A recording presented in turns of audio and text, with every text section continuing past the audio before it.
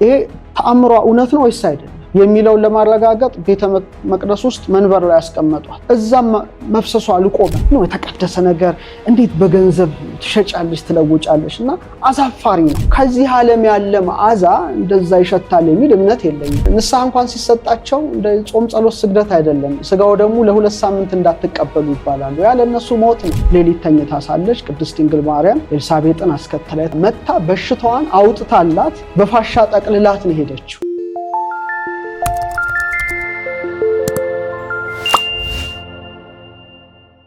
እንዴት ነው ታሪኳ? ጆሴ ሞኔዝ ኮርቴዝ ወይም ወንድም ጆሴ ይባላል። ከ1948 እስከ 1997 ነው። ቅድም ያልኩሽ ነው። መልካም ኦርቶዶክሳዊ ነው። ይሄዳል እዚህ ገዳም አይቬሮ እና ብዙ ገዳማት ነው ያሉት። አንደኛው ገዳም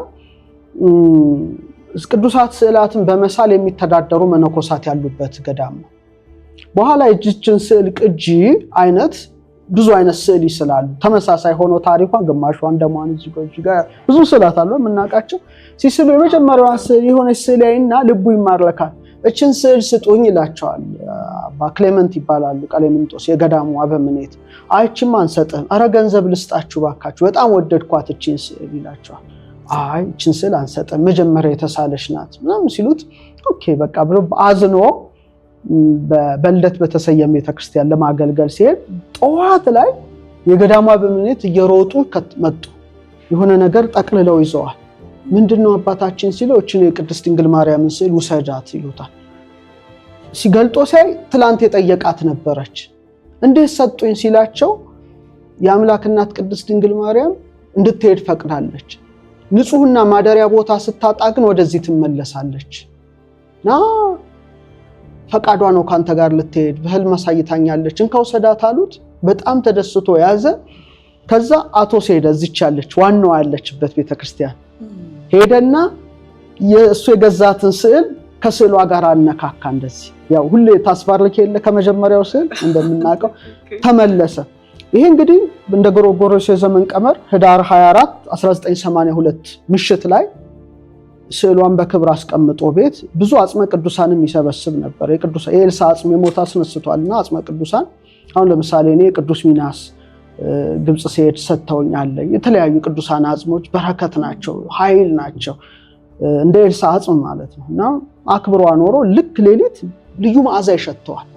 እና በጣም በቃ ይሄ ትኩስ አበባ የሚባለው አልሽታው በጣም የተለየ ዕጣን ነው። ምንድነው ከየት ነው የሚመጣው ሊያውቅ አልቻለም። ሽቶ ወይ ስዕል የተደፋለው ይብና ብሎ ተነሳ። በዛች ሌሊት ላይ ሲሄድ የቅድስት ድንግል ማርያም ስዕል ነበረ ዓለም አቋራጭ የተቀደሰው እዚህ ወጣው የነበረውና የሆነ ነገር ተደፍቶበት ነገር ነው ብሎ ሚር ከርቤ እና በየለም ሲመለከት ግን ከውስጡ ነው በቃ ሲፈስ የነበረው።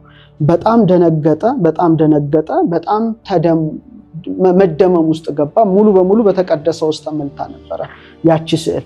ከዛ ያንን ስዕል እንግዲህ ወስዶ ለቤተክርስቲያኑ አባት አሳየ። በዛ ዘመን የነበሩ ደግሞ በሩሲያ ኦርቶዶክስ ቤተክርስቲያን የነበሩ አባቶች ተሰበሰቡ።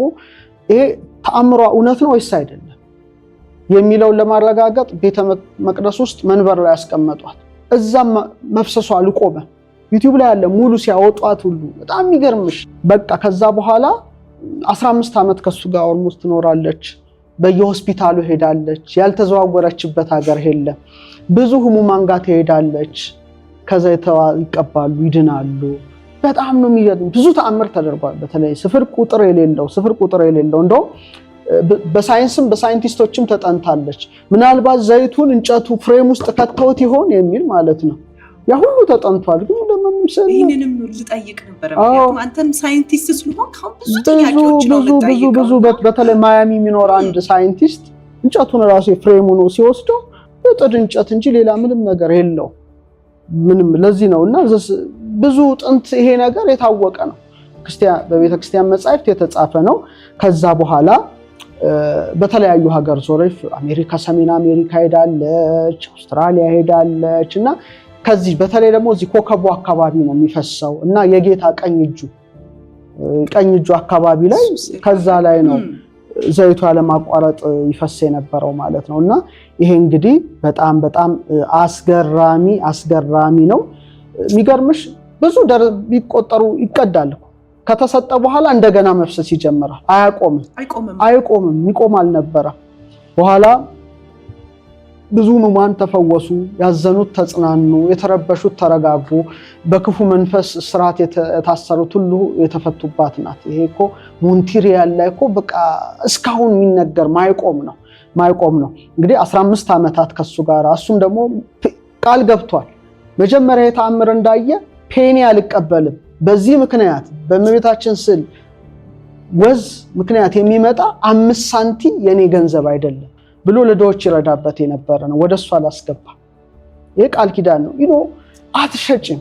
እኛውን ከፖል ሳይድ የመጣውን የተቀደሰ ወዟን 5 ሳንቲም መቀበል ነውር ነው። የተቀደሰ ነገር እንዴት በገንዘብ ትሸጫለሽ ትለውጫለሽ? እና አሳፋሪ ነው። መንፈስ ቅዱስ ጸጋ በገንዘብ አይሸጥም። በነፃ የተሰጠሽን በነፃ መስጠት ያለብሽ ነው። እንደዚህ አይነት መንፈሳዊ በረከትና ከዛ በኋላ እንግዲህ እንደገና ወደ ግሪክ ተመለሰ ይሄ ሰው። አይ ቲንክ የሚባለው አቴንስ ላይ በአሰቃቂ መልኩ በ1997 ላይ ተገሎ ተገኘ የስዕሏ ጠባቂ። ከዛ በኋላ ስዕሏ አልተገኘ። ምንድነው የገዳሙ አባቶች የሚናገሩት? ስዕሏን ለመውሰድ ብዙ ትግሎች ነበሩ። በስዕሏ ምክንያት ብዙ ተአምራት ስለተደረጉ ነው። ያ በረከት ያው ሰይጣንን ያስቆጣልና ስዕሏ እንዲጠፋ ነው። ግን እሱ አስቀድሞ ይሄ ነገር እንትን አድርጎ ሌላ ገዳም ላይ አስቀምጧታል ነው የሚባለው። ከዛ በኋላ እንትን አይልምና በጣም ከዛ በኋላ የዛች ስዕል ጉዳይ በቃ አይታወቅም። እና ምንድነው ብዙዎች አዘኑ፣ ተከዙ፣ የት ናት አሉ። እና የሱ ሙት ዓመት ይከበራል እንደሚባለው 10ኛ ዓመቱ ሊከበር ሲል ተመሳሳይ የዛች የስዕል ቅጅቺ ናት የሃዋይ የአይቬሮን ከዛ ሃዋይ አይቬሮን ስዕለ ማርያም እችኛዋ ተመሳሳይ ደግሞ ማፍሰስ በሃዋይ ጀመረች። የሷ እስካሁን አልቆመም፣ እስካሁን አለ። ሃዋይ ላይ ናት። እኔ እቺ የተቀደሰ ዘይቷን አስነክተው ልከውልኝ ነው። ሁለት አሉ ይመስለኝ የሃዋይ ናት። እና የሷ ደግሞ ከ2007 ጀምሮ ነው የሃዋይ የአይቬሮን ስዕለ ማርያም ተመሳሳይ ከጉንጫ ደም እንደሚፈሰው አይነት ስዕል ናት። አሁን በቻይና ሀገር ብትሄጂ አሁን ይሄን ያየሁት የት ነው? ኢየሩሳሌም ስትሄጂ ሁሉም አይነት የእመቤታችን ስዕላት የት ነው ደግሞ ዋሽንግተን ዲሲ ከመላው ዓለም የተሰበሰቡ ጥንታዊ ስዕላት አይቻል። ሁሉም በራሱ አስመስሎ ሊስል ይችላል። ይሄ ማለት ፍቅሩን ለመግለጥ ነው። ዋናው ኢንቴንሽኑ ነው። እና እቺ ግን ጣየም ብላ የተሳለች ስዕል ናት። እና አሁን 3ኛውን ነው የምነግርሽ። ከዛ 10ኛው ዓመት ሊከበር ሲል እንደገና ሃዋይ አይቬሮን ስዕለ ማርያም እንደገና ሃዋይ እኔም ልሄድ ነበረ አልተመቻቸልኝም ለማየት ብዬ እና ተመሳሳይ ናት የዚች ስዕል የአቃቢተ ሆት ወይም ደጃፍ ጠባቂ ጌት ኪፐር የምትባለው ስዕል ቅጂ ናት። ሆኖሉሉ ሃዋይ የነበረ አንድ ኔክታሪዮስ የሚባል ነው። እሱም 2007 ጥር 6 እስከ 7 ማለትም 2007 ላይ ለአምላክ እናት የተደረሰ አንድ ምስጋና አለ ካቲስት የሚባል መዝሙር። ያንን ተርጉሜ አሳትሜዋለሁ። እኔ ደስ የሚለኝ በረከቶች ነካክቻለሁ ማለት ነው። እና ይሄ መዝሙር ሲዘመር ነው በጣም ልዩ መዓዛ ከስዕሏ ወጥቶ የተቀደሰ ዘይት ሲፈስ ያስተዋለው። ይሄ እንግዲህ በጣም ደስ የሚል ነው፣ ምስጋና ነው። እኔ ነገረ ማርያም በሊቃውንት መጽሐፌ ላይ ክፍል 2 ላይ ከ7ኛው እስከ 9ኛው ሴንቸሪ የተነሱት ላይ ይሄን መዝሙር ጽፌዋለሁ እና አልፎ አልፎ ጸልየዋለሁ እኔ ቤት ጊዜ ሲኖረኝ። እና ይሄ በጣም አስደናቂ ነው። እስካሁን ድረስ ያለ ነው። እስካሁን ድረስ አልቆመም። አንቺም ማንም ሰው ሄዶ ማየት ይችላል። በጣም የሚደንቀው በሺዎች የሚቆጠሩ ቤተክርስቲያናት ሄዳለች እቺ ስዕል ለበረከት ማለት ነው። ሆስፒታሎች፣ እስር ቤቶች በዓለም ዙሪያ እንደዚህ ስዕል የዞረ ስዕል የለም የሚባለው።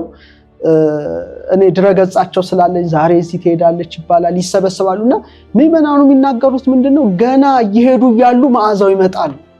ገና ማፍሰሳት ጀምርና ሰደንሊ በቃ በሙሉ ይፈሳል። ከዛ እንደዚህ በጥጥ እየተጨመቀ ነው የሚሰጠው እዛው እና እንትኑ ሁሉ ይሞላል። አንዳንዴ ከመጠን በላይ ይበዛል እና እስከታች ድረስ መፍሰስ ይጀምራል። እና እነሱ ሲቸግራቸው ጥጥ በጣም ይደረጋል፣ በጣም ፍሰቱ ይጨምራል። ስለሚጨመር ከዛ በኋላ እንደገና እየተጨመቀ ይሰጣል ለሚመጡት ምእመናን በሙሉ ስዕሏን ይሄውን ስዕሏ የተቀደሰ ዘይቷ ነክቶታል አስነክተው እንደዚህ ደግሞ ስዕሏን ለበረከት ይሰጣሉ ብዙ ምእመናን በሰልፍ ሆነው ጥጧን ይወስዳሉ በጣም የሚገርም ነው እሱ እስካሁን ድረስ ያልቆመ ሐዋይ ያለችው ስለ የቬሮን ስለ ማርያም እስካሁን ድረስ አሁን ስለ ድሮ ታሪክ አይደለም ማንንም ሰው ሄዶ በአይኑ አይቶ የሚያረጋግጠው ነው ሌላው እና የመጨረሻው እስካሁን ድረስ ለ30 ምናምን ዓመት የቆየ የፖርት ሳይድ ግብጽ ስለ ማርያም አባብሶይ ወንብሾይ አባብሾይ ቤተክርስቲያን የምትገኘው ስለ ማርያም ናት ይሄ በጣም የተለየች ናት ብዙ በረከትም ያላት ናት ታሪኩ የሚጀምረው 1990 ዓመተ ምህረት ላይ ነው ሳሚያ ዩሱፍ የምትባል የግብጽ ኮፕቲክ ኦርቶዶክስ ቸርች ምእመን ናት አንድ ልጅ አላት ግን ሳሚያ ዩሱፍ ጥሩ ክርስቲያናዊ ህይወት አልነበራት ናት ብዙ ፓኮ ሲጋራ በቀን የምታጨስ ከቤተ ክርስቲያን ህይወት በእጅጉ የራቀች አለ አይደለ ክርስቲያናዊ በሆኑ ጉዳዮች ላይ የምታተኩር ነበረችና በጣም ህፃን ልጇ ታዘን ነበር የግብጽ ኦርቶዶክስ ምእመናን ህፃናት በጣም ጎበዞች ናቸው ነው ከልጅነታቸው ጀምሮ ቤተ ክርስቲያን ይሄዳሉ ይቆርባሉ ስለዚህ አሁን እዛ አስቀድሶ ሳይቆርብ የሚመጣ የለም እኛንን ቆርበን አይተን ብንመለሰው እንጂ ሁሉም ይቆርባሉ ንስሐ እንኳን ሲሰጣቸው እንደ ጾም ጸሎት ስግደት አይደለም ስጋው ደግሞ ለ2 ሳምንት እንዳትቀበሉ ይባላሉ ያለ እነሱ ሞት ነው ከኢየሱስ ክርስቶስ 2 ሳምንት ተለዩ ማለት ሌላ ነገር በእኛ ተቃራኒ ነገሮች አሉና ይሄ ተአምሩም ደግሞ ሰዎች ወደ መንፈሳዊ ህይወት እንዲቀርቡ ይረዳል የሚል እምነት አለኝ ከእግዚአብሔር ጋር ያላቸውን አንድነት እንዲያጠነክሩ እና በኋላ በልጇ ጸሎት በንስሐ አባቷ ምክር ሳሚያ ዩሱፍ ወደ ንስሐ ህይወት ተመልሳ ቤተክርስቲያን መምጣት ጀመረች እና ቤተክርስቲያን ታጸዳለች ትጠርጋለች ምንጣፉ በቃናች ሴት ሀምብል ሆነች በጣም በኋላ ለስጋው ደግሞ በቃች በጣም ህይወቷ ተስተካከለ እና ተአምሩ 1990 አካባቢ ያው ካጨሰችው ሲጋራ ብዛት የተነሳ ሳምባ ካንሰር ላንግ ካንሰር አደረባት ጡት ካንሰር እነዚህ ተደራረቡና ካይሮ ለሰርጀሪ ለቀዶ ጥገና ልትሄድ ቀን ተወሰነ በጣም የሚደንቅ ታሪክ ነው የምነግርሽ በኋላ ንስሐ አባቷ ቤት አደረች ንስሐ አባቷ ሚስትን በክብር ተቀበለቻትና ገና ስትገባ ነው ልዩ መዓዛን የሸተታት እና መዓዛው ከየት እንደመጣ አላወቀች በነጋታው ለመሄድ በዋዜማው ሌሊት ተኝታ ሳለች ቅድስት ድንግል ማርያም ኤልሳቤጥን አስከተላ የተለያዩ ቅዱሳን ናባብሾይን ጨምራ አስከተላ መጣ በሽታዋን አውጥታላት በፋሻ ጠቅልላት ነው ሄደችው ፋሻው እስካሁን አለ እዛ ሚዜማቸው መስቀል ምልክት አለው እዛ ስትሄጂ እንግዲህ ወደፊት ታይዋለሽ ያወጣችን በሽታውም አለ ከዛ በጣም ተደናግጣ ጮኸች ተሰበሰቡ ቅድስት ድንግል ማርያም አክማት እንደሄደች ምስክርነት ሰጠች ሆስፒታል ለቼክአፕ ስትሄድ ሙሉ በሙሉ የካንሰር ህመሙ የለም መጨረሻ ላይ በጣም ቤቷ የነበረች የቅድስት ድንግል ማርያም ስዕል ነበረችና እንደሚታወቀው በ1960ዎቹ ቅድስት ድንግል ማርያም ዘይቱን ማርያም ላይ ተገልጻለች 250,000 ሰው አይቷታል ሞልቷል ዩቲዩብ ላይ ጀመል አብደል ናስር የሚባል ነበር ፖፕ ቄርሎስ ነበሩ በጊዜው ዘይቱን ማርያም ላይ እንዲህ ሆና የምትሳል ከላይ ሰማይ መጎናጸፊያ ከውስጥ ነጭ የንጽህናዋ ምሳሌ ነው ሰማያዊ ደግሞ ክብሯ ጸጋዋ አምላክን የመውለዷ ምሳሌ ነው እጇን መዘርጋቷ ደግሞ ጸጋ ሰላም በረከት ለልጆቿ ይተላለፋል እንዲህ ብላ ተገልጻለች እና የዛ ስዕል ቅጂ ቤቷ ነበረች ያቺ ስዕል ነው ማፍሰስ የጀመረችው ይሄንን ወስዳ ለቤተ ክርስቲያን ሰጠች ከዛ ጊዜ ጀምሮ ከየካቲት ወር ጀምሮ ይሄው ለ35 ዓመት እስከ ዛሬ ድረስ ያልተቋረጠ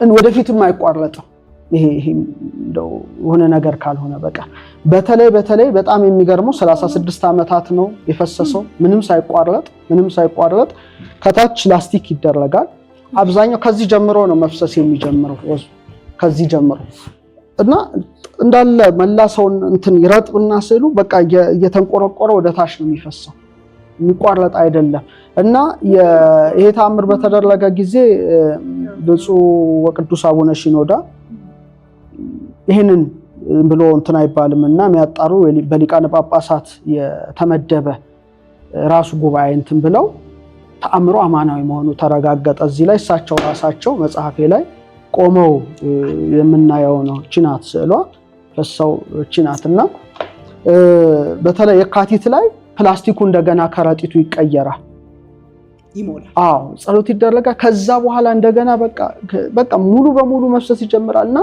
መዓዛው እንዳሸተተ ሰው ከዚህ ዓለም ያለ መዓዛ እንደዛ ይሸታል የሚል እምነት የለኝም። ብዙ ሽቶዎች አሽተን እናውቃለን፣ የተለያዩ ብራንድ የሆኑ ሽቶዎች። ይሄ ግን ከዛ ጋር ልታነጻጽሪው አትችይም።